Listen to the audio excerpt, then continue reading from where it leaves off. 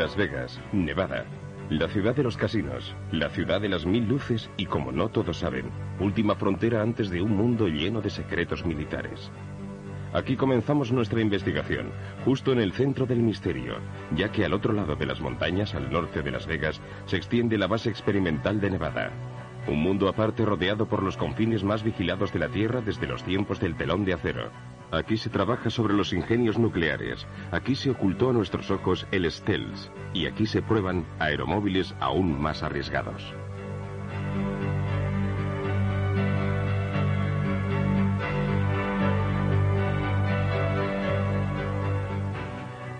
Nuestras investigaciones nos condujeron hasta John Lear, uno de los mejores pilotos de Estados Unidos, hijo del legendario diseñador de aviones William Lear. John cuenta en su haber con más de 16.000 horas de vuelo con 360 tipos de aviones, en más de 50 países. Ha establecido 17 récords del mundo de velocidad. Es el único piloto que posee todos los títulos y certificados de vuelo que extiende el Organismo Federal Aeronáutico. Después de la guerra de Vietnam, desarrolló funciones en todo el mundo para la CIA y otros organismos gubernamentales y realizó asimismo vuelos experimentales para la Marina y la Aeronáutica. Hasta 1951, el Área 51 se utilizó fundamentalmente como base de instrucción de la Marina. Luego, la Lockheed, junto con la CIA, la transformó en una base experimental secreta para efectuar las pruebas sobre los aviones espía U-2. En los años 1959, 60 y 61 se realizaron experimentos con los SR-71. Era la zona ideal para las pruebas con maquinaria y aviones secretos, porque estaba muy aislada, con los lados rodeados por las montañas. En definitiva, estaba en medio de la nada. Es decir, garantizaba el nivel de seguridad que requería. En 1960 se empezaron a llevar a cabo pruebas no solo sobre aviones, sino también sobre equipos, maquinaria y todo tipo de proyectos reservados. Según mis investigaciones, en 1972 se produjo un vacío total de información y datos que duró 18 meses. Nadie sabe qué ocurrió entre el verano de 1982 y enero... No, entre el verano de 1972 y enero de 1974. No existen datos de ningún tipo. He hablado con los encargados de seguridad. No tienen ni idea de lo que pudo ocurrir ahí dentro. Y yo tampoco. Y no puedo hacer conjeturas porque el proyecto referente a los platillos volantes, al menos según la información que he reunido, el proyecto denominado Red Light comenzó en 1960. Habían tratado de poner en vuelo 2 o 3 naves, pero se produjo un accidente gravísimo, de modo que las operaciones quedaron interrumpidas durante varios años. Los vuelos de prueba se reanudaron posteriormente, creo que alrededor de 1980-81, siempre en esa zona. Puedo decirlo casi con certeza porque en ese periodo aumentaron drásticamente las medidas de seguridad. Al sur de Groom Lake, en el ángulo nororiental del centro experimental del desierto de Nevada, se encuentra el Papoose Lake, que es un lago salado donde hay una zona de alto secreto denominada Área S4, y creo que probablemente es allí donde se llevan a cabo los experimentos con platillos volantes. Entre mis diversas fuentes de información, la principal ha sido Bob Lazar, el cual trabajó sobre uno de los 9 platillos volantes allí custodiados. Aterrizamos en Groom Lake.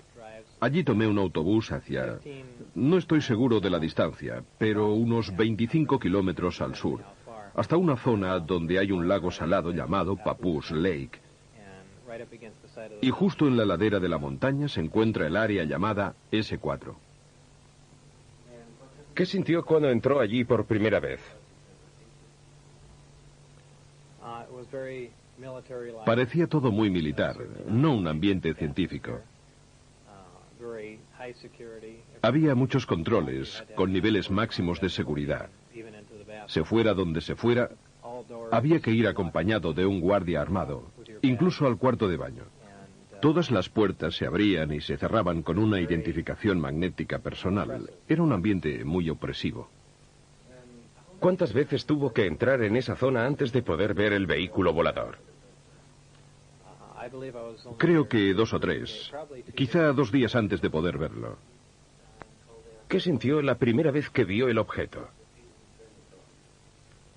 ¿Qué sentí? Bueno,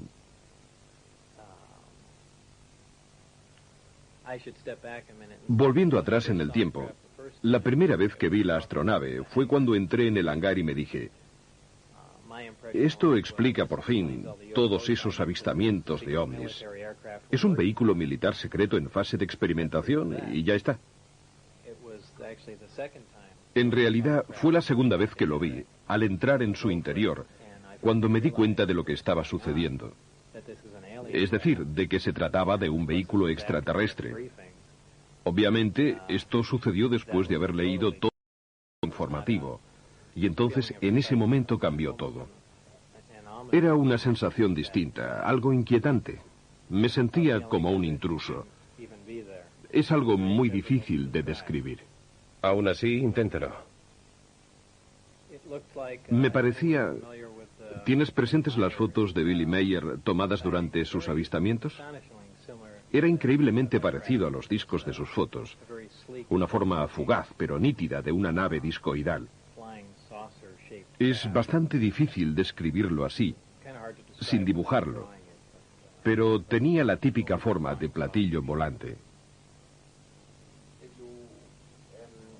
¿De un solo tipo o de varios? En total había 9 platillos. Pero yo trabajé en ingeniería inversa solo con un objeto. Estaban en hangares separados y en cualquier caso eran todos visiblemente distintos. ¿Le dijeron alguna vez cómo habían sido recuperados por el cuerpo de inteligencia de la Marina? No, en absoluto.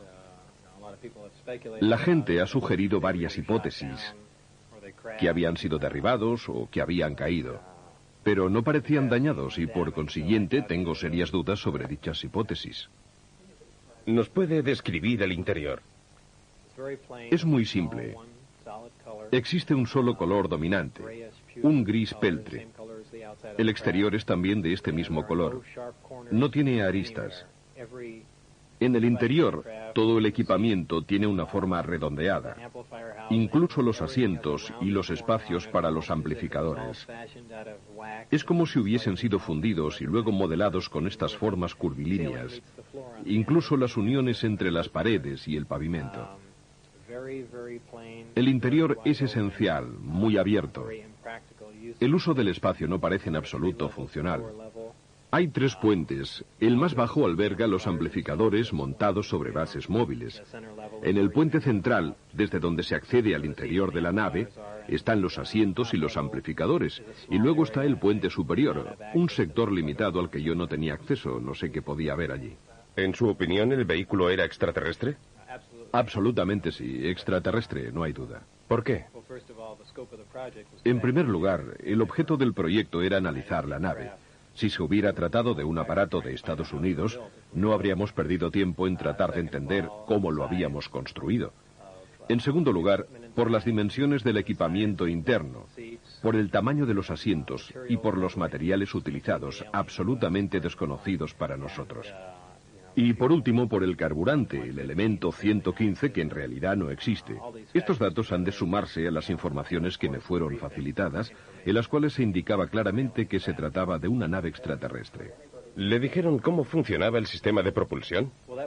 Formaba parte de mi trabajo de ingeniería inversa, es decir, debíamos averiguar el funcionamiento del sistema de propulsión. Habían realizado ya algunos progresos, pero no sé exactamente desde cuándo se encontraba allí la nave, si llevaban 1 o 10 años analizándola. En cualquier caso, con pocos progresos. El sistema es impresionante. Está compuesto por 2 partes, los amplificadores de gravedad y el reactor que proporciona energía. El reactor funciona por aniquilación completa, alimentado por antimateria. La aniquilación completa es prácticamente la más eficaz de las 3 reacciones nucleares que existen, esto es, fusión, fisión y aniquilación. Utiliza un elemento muy pesado, el elemento 115, Esta sería su situación en la tabla periódica. En la Tierra este elemento no ha sido aún sintetizado. En mi opinión, en algunos sistemas estelares, esta síntesis se produce de manera espontánea. El elemento es bombardeado en un acelerador de dimensiones extremadamente reducidas. Como consecuencia de ello, sufre una fisión espontánea y produce partículas de antimateria.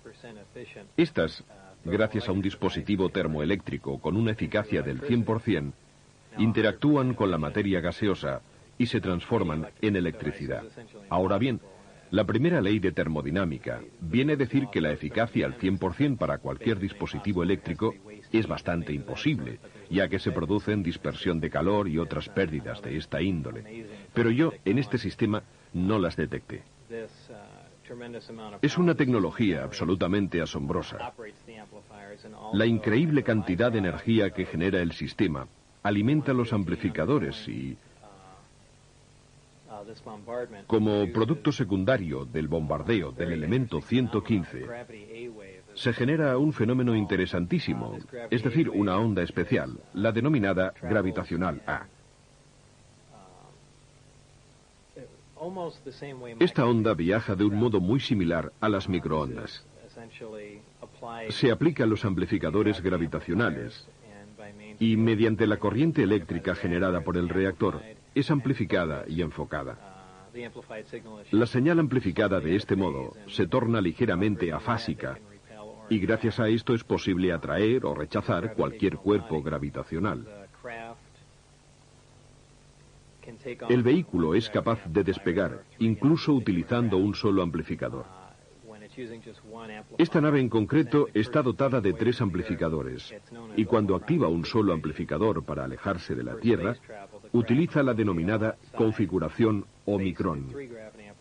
Para viajar por el espacio, la nave gira sobre un lado, enfoca los 3 amplificadores en un único punto situado a enorme distancia, y luego se imprime máxima potencia a los amplificadores y al reactor. Prácticamente estiran el tejido del espacio, distorsionan el espacio-tiempo y lo atraen hacia la nave, que de esta manera se halla en condiciones de cubrir enormes distancias en un lapso de tiempo prácticamente nulo. La nave no se desplaza de manera lineal porque distorsiona el espacio. El propio tejido del espacio y por consiguiente también los campos gravitatorios y el tiempo están estrechamente ligados. Cuando se distorsiona un campo gravitatorio, se distorsionan también el espacio y el tiempo. Estas son cosas que sabemos desde hace tiempo, solo que no contamos con la posibilidad de comprobarlas. Aparentemente esta civilización las ha llevado a la práctica. ¿Y ustedes han conseguido alguna vez poner en vuelo alguno de estos vehículos? Se realizaron muchos ensayos, pero no fuera de la atmósfera. Eran vuelos cortos, a baja altura. De hecho, eran objetos de un valor inestimable, y no era intención de nadie correr riesgos inútiles o destruirlos a causa del campo gravitatorio terrestre o por volar a cotas demasiado elevadas. Pero asistí a varias pruebas fuera del recinto de seguridad. Y en una ocasión lo vi todo a no más de 30 metros del vehículo. ¿Cómo maniobraba el objeto en vuelo? Era muy silencioso. Se elevaba generando un pequeño silbido. La superficie inferior emanaba una luz azul, probablemente debida al altísimo voltaje generado. Poco después, a medida que ganaba altura, la luz desaparecía y parecía como si flotara suavemente en el aire para luego posarse sobre el suelo, todo de manera muy tranquila y casi en absoluto silencio. ¿Podría describir los documentos informativos que le fueron facilitados y su contenido? Se trataba de un gran número de documentos, unos 120 informes muy concisos. En realidad me daban una idea general de las demás investigaciones llevadas a cabo sobre el vehículo volador. Pero casi la totalidad de las informaciones, de los detalles técnicos, se referían al sistema de propulsión y de generación de energía, es decir, al campo en el que debería trabajar. También había documentos en los que se afirmaba que la nave era extraterrestre, y los informes de algunas autopsias no eran muy minuciosos, pues no había ninguna razón para proporcionarme información detallada sobre este aspecto, pero incluían fotografías. Para ser exactos, había 2 fotografías de un cuerpo extraterrestre con el tórax abierto, que albergaba un solo órgano que había sido extraído y seccionado. Desde mi punto de vista, no médico, parecía que este órgano debía de cumplir no una, sino varias funciones. Luego había otros documentos que describían los estudios metalúrgicos llevados a cabo en otras partes de la nave. En definitiva, eran cortos resúmenes del trabajo desarrollado por los diversos grupos y viceversa. Supongo que también ellos recibirían unos informes, breves relaciones sobre el trabajo desarrollado por mi grupo. ¿Indicaban el lugar de procedencia de los extraterrestres? Sí, el sistema Zeta Reticuli. No sé si la información se obtuvo de la propia nave o de mapas estelares o de instrumentos de a bordo. ¿Había información sobre esta civilización, sobre su historia o sobre contactos anteriores? Se hacía referencia a una intervención extraterrestre que se había producido en el pasado, hace muchísimos años. Millones de años. En cuanto a los documentos que pude consultar, aunque repito que eran relaciones muy sintéticas, resúmenes documentales, no sé si eran auténticos o falsos, solo puedo hacer suposiciones. No obstante, las informaciones sobre el sistema de propulsión eran todas verdaderas, estoy seguro, porque trabajaba en ello. Por lo demás, solo se hacía mención de un contacto con la Tierra que se había producido hacía más de 10.000 años, de alteraciones genéticas que habían dado lugar a un ser simiesco y otras declaraciones de esta índole. ¿Ha visto alguna vez de cerca un alienígena vivo o muerto? No, solo en fotografías. En varias ocasiones he declarado que al cruzar una determinada zona, miré por una ventana y vi algo pequeño, pero no digo que fuera el cuerpo de un extraterrestre. Es inútil adelantar conclusiones y decir, seguramente vi un extraterrestre, porque podía tratarse simplemente de un maniquí creado como modelo en función de sus peculiaridades corporales y de las dimensiones de los asientos. Y por consiguiente, insisto en que en realidad no vi ningún cuerpo vivo en movimiento. Como principio, respondo que no. ¿Por qué le eligieron a usted para este trabajo? Es muy difícil responder, no sabría hacerlo. Seguramente como físico no soy el más cualificado, por tanto no tengo la menor idea. Por otro lado, puede ser que se sintieran frustrados porque no conseguían dar más pasos adelante. Hacía ya mucho tiempo que no lograban avanzar en sus investigaciones. O quizá quisieran una persona nueva, alguien que pudiera ver las cosas de forma distinta. Y por otra parte, yo tengo fama de ser así. ¿Por qué decidió divulgar estas informaciones? ¿Cuándo? ¿Por qué? Resulta difícil responder. Hay varias razones. Por ejemplo, por las presiones que he sufrido. O por mi seguridad personal. Y también porque es injusto que sobre estas informaciones se mantenga una cerrada reserva. Después de que usted hiciera públicos estos datos, ¿han tratado de cerrarle la boca? De todas las formas posibles. Me dispararon al entrar en la autopista aquí, en Las Vegas. Algunos amigos míos han sido amenazados. Han perdido el puesto de trabajo. Ha sucedido de todo. Hemos descubierto que en los institutos donde decía que había estudiado no quedaba ni rastro de su presencia. Las empresas para las cuales decía haber trabajado anteriormente negaban que lo hubiera hecho, y en particular el Laboratorio Nacional de Los Álamos, que era el punto crucial sobre el cual se fundaba toda su credibilidad. Pensamos, si conseguimos probar que trabajó allí, querrá decir que en algún sitio debió de estudiar, porque allí no aceptan al primero que llega. Y si había trabajado en el Laboratorio Nacional de Los Álamos, en algún proyecto secreto, era posible que fuera aceptado para trabajar en algún otro programa secreto, como por ejemplo el S-4 en Papoose Lake. Sin embargo, en el Laboratorio de Los Álamos seguían negando que Bob hubiese trabajado alguna vez para ellos, y su obstruccionismo era total. No respondían a nuestras llamadas telefónicas ni a nuestras cartas. Era como si quisieran impedirnos que siguiéramos adelante. Al final, en cualquier caso, conseguimos reunir algunos indicios que probaban que Bob había trabajado allí. Por ejemplo, los boletines internos del laboratorio lo incluían como físico. La guía telefónica interna indicaba que era un empleado del laboratorio. Hemos hablado con varias personas que trabajaron allí con él y nos han confirmado que Bob intervino en proyectos clasificados, que era un físico que estuvo allí. ¿Qué os convenció de que el azar decía la verdad? No estoy seguro al 100% de que todo lo que nos ha contado sea verdad, ya que como periodista debo siempre ser escéptico, al menos en parte, pero se me ocurren un par de cosas. Primero, que Bob siempre ha contado la misma historia, la que me contó a propósito de su experiencia en el centro S4 en nuestro primer encuentro, y es la misma historia que sigue contando todavía hoy.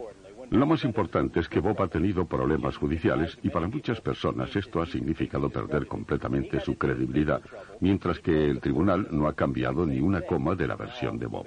Y solo cuando los magistrados trataron inútilmente de comprobar su currículum, solo entonces se decidieron a condenarlo. Bien, mi respuesta al tribunal fue: bienvenidos al club. Tampoco vosotros lo habéis conseguido. Bob se jugaba al menos 60 años de cárcel si no contaba en los tribunales la verdad sobre su currículum, y la versión que dio era idéntica a la de la primera vez, y es la misma de hoy en día.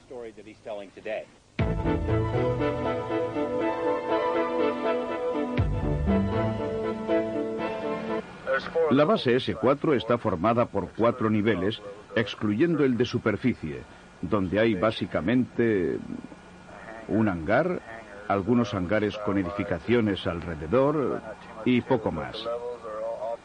Los 2 primeros niveles operativos, el primero y el segundo, contienen los montacargas, que albergan y transportan hasta la superficie los platillos volantes, o si lo prefiere, las naves espaciales. Mientras yo me encontraba allí, estaban tratando de poner en vuelo los platillos, pero en mi opinión, sin éxito. Había científicos y otro tipo de personal con traje y corbata, funcionarios de la Casa Blanca. En estos momentos estoy muy asustado. Soy un fugitivo. No sé qué me puede deparar el futuro, pero en cualquier caso quiero dar a conocer lo que sé. Había sido asignado al Escuadrón 6. Me dijo que era un guardia de seguridad del nivel 2 del S4 en el área 51 y me describió la S4 como una estructura que se desarrolla al menos en 4 niveles. Él sabía de la existencia de los 4 niveles. Trabajaba en el segundo. Había pasado por el primero, pero no había visto nunca ni el tercero ni el cuarto, porque allí estaba prohibido el acceso a los militares. Solo podía entrar personal con una autorización especial de carácter secreto. Nos describió detalladamente el segundo nivel, que consistía en 9 bases hangar. En realidad, unos cobertizos de tamaño reducido que podían albergar pequeños vehículos.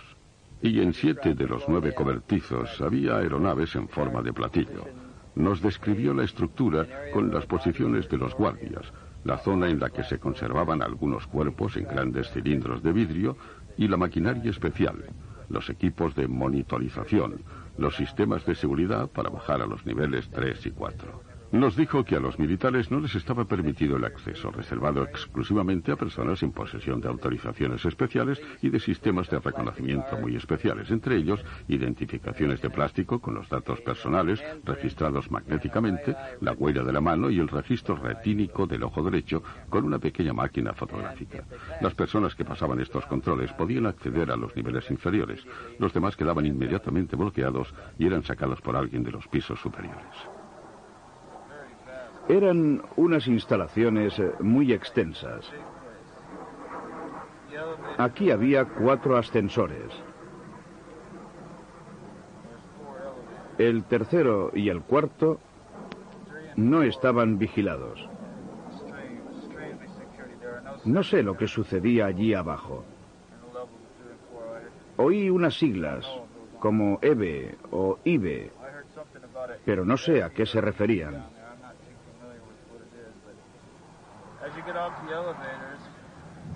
Saliendo de los ascensores, aquí estamos en el nivel 2. están los cobertizos, todos separados por mamparas automáticas accionadas a distancia. Hay 5 a cada lado del corredor. Cada cobertizo tiene un montacargas y puede transportar el disco hasta la superficie. Un sistema hidráulico eleva todo el pavimento del cobertizo. Siguiendo un poco más por el corredor, había unas máquinas, pero no sé para qué servían. No estuve nunca en esa área. Mi tarea era la de montar guardia delante de 3 puntos de acceso. A veces pasaba después por el corredor para escoltar a algunas personas. Aquí había otro corredor. Y aquí un sistema de ordenadores. Creo que era un sistema de ordenadores, pero no puedo estar seguro. Exactamente aquí.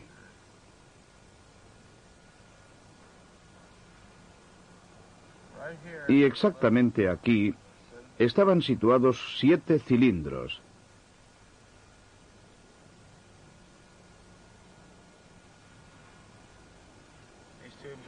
Tenían 60 centímetros de ancho y aproximadamente 1,85 m de alto. ¿Estaban en vertical? Sí, colocados en vertical. Los cilindros eran todos idénticos.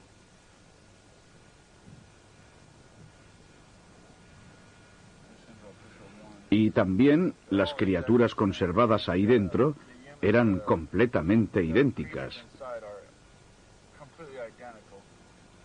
No se podían distinguir unas de otras.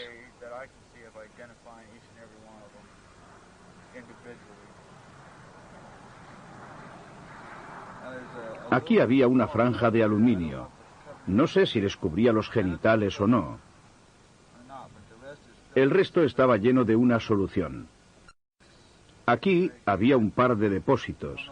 No sé si contenían oxígeno o qué, porque no tenían ningún letrero. Seguramente los cilindros no contenían aire, porque la solución los llenaba por completo. Los grises estaban colocados aquí en suspensión. Supongo que debía existir algún sistema de fijación, porque los pies no tocaban el extremo inferior del cilindro. Luego había una base de unos 30 centímetros de altura, de hierro negro, de acero brillante. Parecía metal anodizado.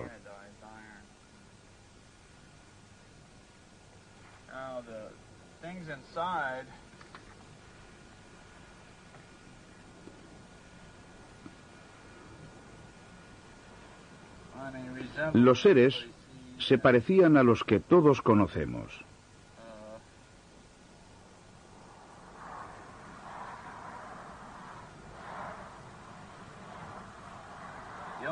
La única diferencia con respecto a otras imágenes que he visto puede que estuviera en los ojos, que parecían deteriorados.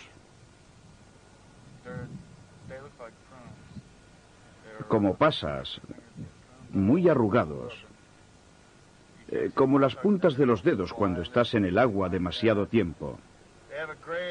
No se veían párpados, ni pestañas, ni nada.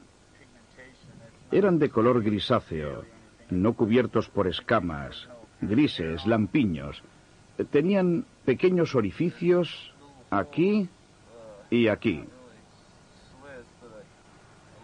Luego, unas pequeñas hendiduras aquí, en correspondencia con la nariz y la boca.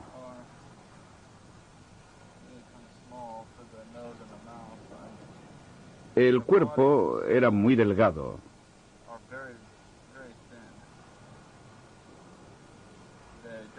No tenían pecho,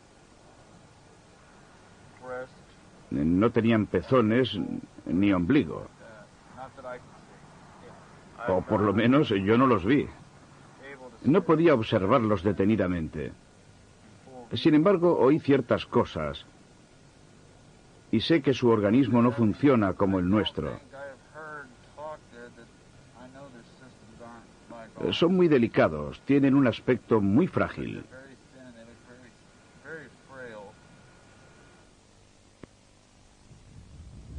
¿Qué le convenció de que Hennessy decía la verdad? Mire, era la expresión de sus ojos mientras hablaba. Analizamos su voz durante el relato y no había signos de estrés.